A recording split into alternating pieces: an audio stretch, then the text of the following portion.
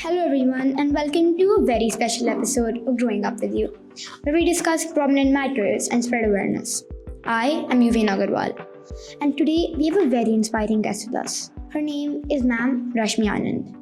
She is an author, a consultant, a social worker, and has dedicated her life to fighting gender-based domestic violence. She has worked with many people to make a difference, and has even been awarded with the Nari Shakti Puraskar, which is one of the biggest awards for women in India. She is the founder and trustee of the Women of the Element Trust that give free legal aid to women and child victims who are below the earning capacity. Rashmi Ma'am's work has touched many lives, and I'm so excited to have her here with us today to talk about her journey and spread awareness. Rashmi Ma'am, welcome to the show. It's an honor to have you here. Thank you. It's a privilege to be talking to you. Thank you. Today, our topic is gender equality, which is not only India's issue, but a global issue. So, my first question is, what inspired you to explore gender equality in your role as a social worker? I don't think that I went into it with the purpose of gender equality. I think because of my own personal journey of suffering violence and seeing what my children went through along with me, I just went into this mindset that what happened to me should not happen to anyone else. It was a very personal thing that, the way that I've suffered, the way my children have suffered, no one should have to suffer that way. So I didn't really go in with any specific wide social issue kind of a thing. It was just that I couldn't take the fact that other people should go through this, that anyone should have to go through this. So I started with only one person, and then it just grew, and more and more people came to me, more and more women, children. Ma'am, after 75 years of independence for India, we are still fighting for gender rights. And statistically speaking, it will take us about 134 years to reach full gender equality with the current rate of progress. With the help of social workers like you are given to the society, issues still remain. Why do you think that's the case? So I think it's very hard to change mindsets that have been contaminated over years. Everything in life in general is a process. So with that, once we start the process, also, I don't think that it is only up to what you could term as social workers. It's up to each one of us. How I work in the villages, for instance, and when I go into the villages and I talk about not only the social workers coming there and talking, somebody who's running an NGO who's making a change. I think change has to begin with each one of us in our homes. It needs to be everywhere. Right. So, as children, how can we contribute to creating a society that promotes true gender equality, where everyone, regardless of their gender, feels valued and treated fairly? What small actions can we take in our daily lives to challenge biases and support equality at home, school, and in our communities? First and foremost, as children, every successive generation is more intelligent and more with it than the one before. You people are amazing. And the kind of awareness you have is not awareness that we ever had at your age.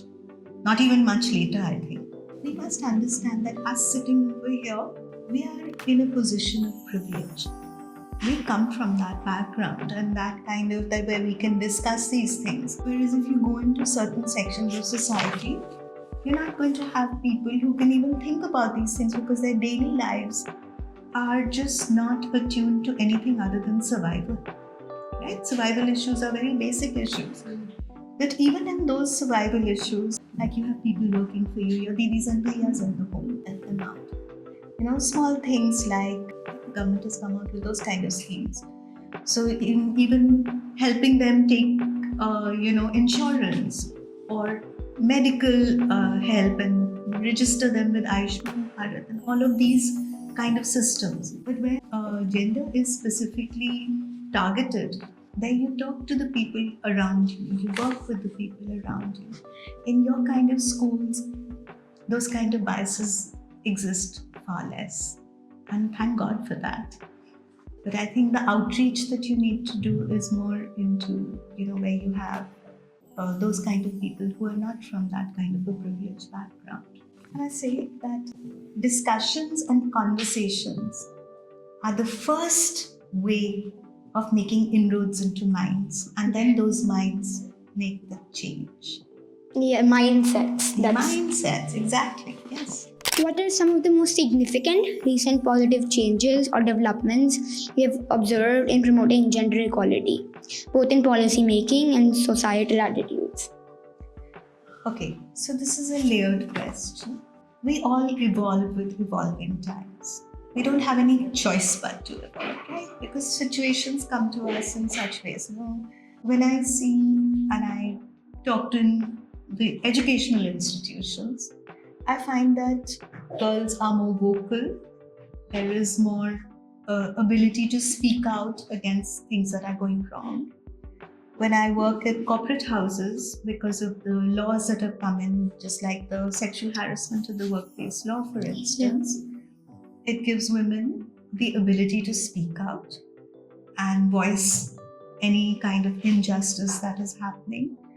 When I work in the rural areas, like I said, in the villages of Haryana, for instance, I see the male-female ratio, which has not been that great earlier, coming up. So I see the balancing happening over there. I see the young girls not drawing a ghungar like the older generation did. I see them vocal about issues that they want to discuss. And in Haryana, it's very interesting. I also see a lot of women in sport coming up very, very well. For me, that's a very amazing thing to see. Opportunities are happening and on-ground work is coming up. I see more girls in schools, in the villages also. So that is also because of so many of the policies that happen and that have taken place. Yeah, Shivan, you mentioned injustice. Can you explain the injustice that's happening for women and genders, the third genders, and so the problems have always existed. Things like dowry. When we go into the rural areas, small things like making the girl eat or drink a glass of milk that is less. It doesn't happen any less, even in maybe not from the kind of background that you come from, but for in where there is a lower strata of society, those kind of things happen. So in fact, I recently talked to this little girl who was working in a nearby house, and she said, everybody drinks milk in my house, but I don't. It's a small thing, but it's a big thing. Why should it be? You go into the villages, I talk about this, that why should your daughter not get as much paneer as your son? Then you don't educate your daughters, So again, this Beti Bachao, Beti Padhao thing is working on ground because girls are being educated.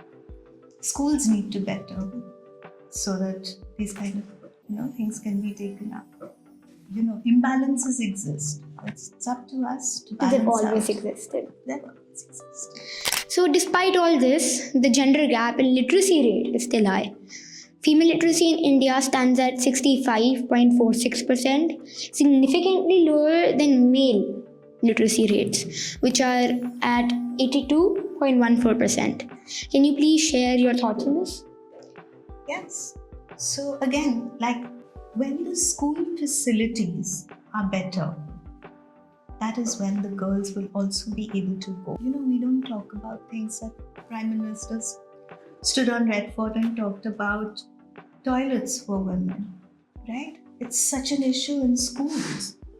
Where are the girls to go? These are very, very major things in schools. So when your systems need to be set up in such a way that it encourages the girls to go to schools and the mindsets of families. So what happens in the non-privileged homes is that when survival issues are at the highest, they don't like to educate the children. Forget about girls, even boys. The education levels become far less because it's go out and earn as much as you can. So our policies and our setups need to be such that girls are encouraged, boys are encouraged to study. Our rural schools, our MCD schools, There's a lot of change that is actually required in you. Yeah.